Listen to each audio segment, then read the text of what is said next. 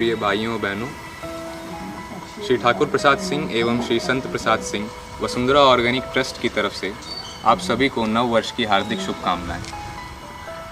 मित्रों, सुख और समृद्धि जो कि इंसान की मूल कामनाएं होती हैं, इनका वास हमारे मन में ही होता है।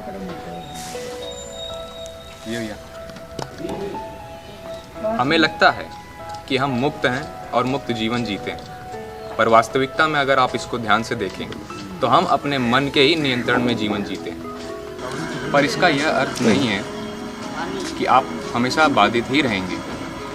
यदि आप अपने मन का सही उपयोग करना जानते हैं तो सुख और समृद्धि, पर इसका यह अर्थ नहीं है कि आप सदैव बाधित ही रहेंगे।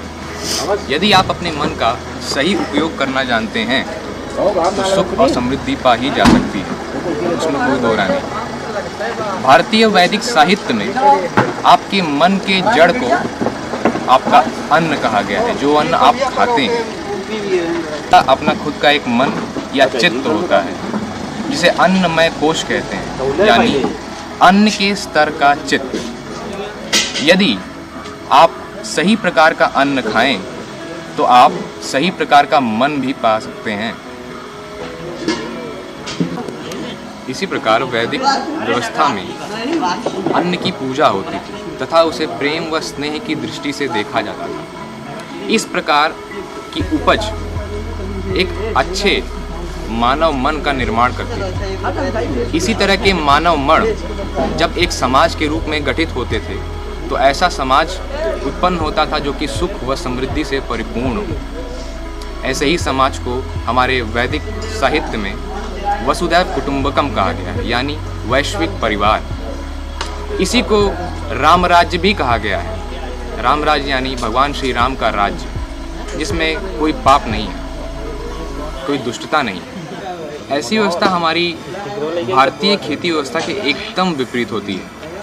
आप उदाहरण के रूप में ले लीजिए यूरिया, जो कि एक कृत्रिम फर्टिलाइज़र होता है, जिसे उर्वरक कहते हैं।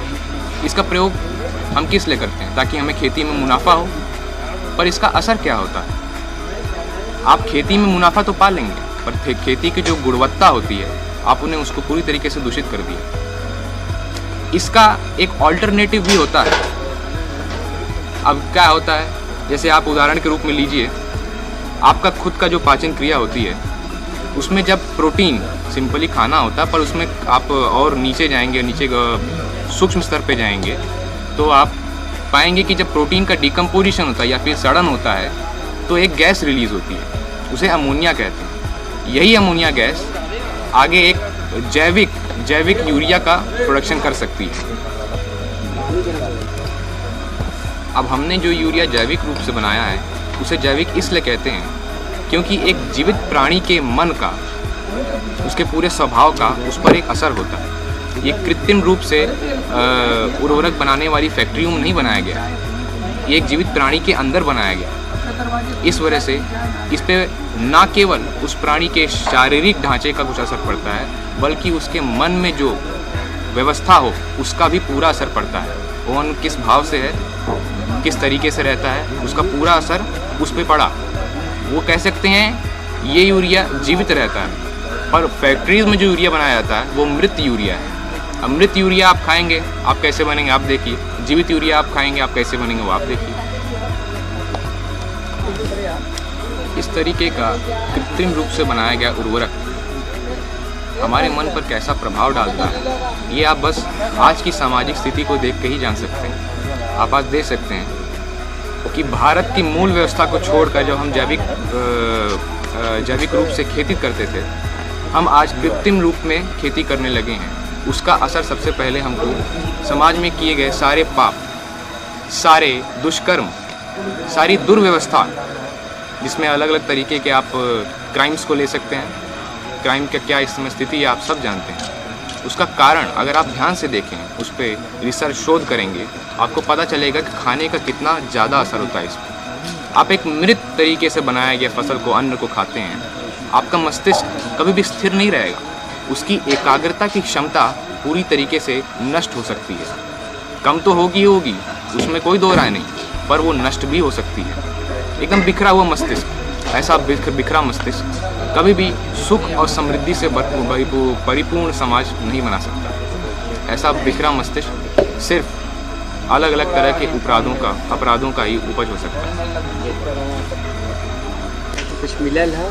इसी संदर्भ में मित्रों, हम यहाँ नवापुर गांव में, जिसका ज़िला जौनपुर और तहसील मड़ियाऊँ पड़ता है, एक कृषि फार्म उसकी स्थापना कर चुके हैं। उसके मेंटेनेंस में भी हम पूरा ध्यान देते हैं।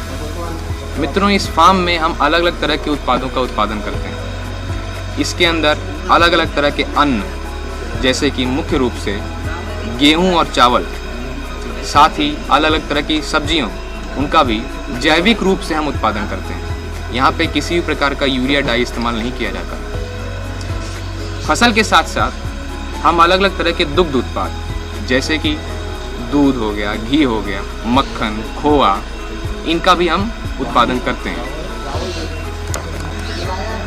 इन सभी उत्पादों के बारे में हम अभी एक एक करके आपको विधिवत विवरण देंगे, पर उससे पहले हम एक खासियत आपको बताना चाहेंगे जो कि सिर्फ वसुंधरा ऑर्गेनिक्स में ही मिलती है, खासकर इस क्षेत्र में।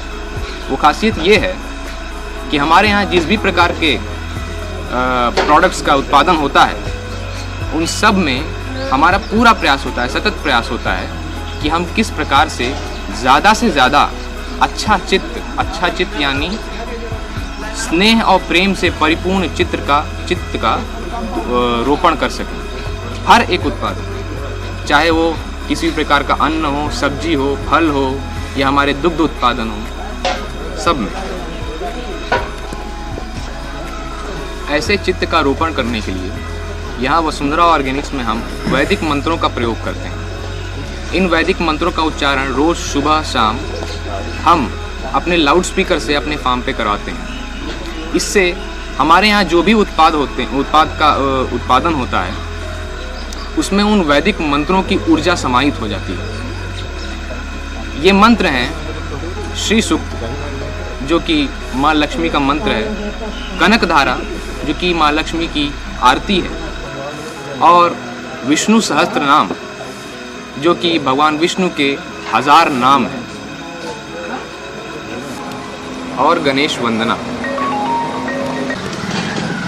इसी छोटे से परिचय के साथ मैं अब आपसे अनुरोध करूंगा कि आप हमारे इस फार्म का एक झलक देखें। बोलते हुए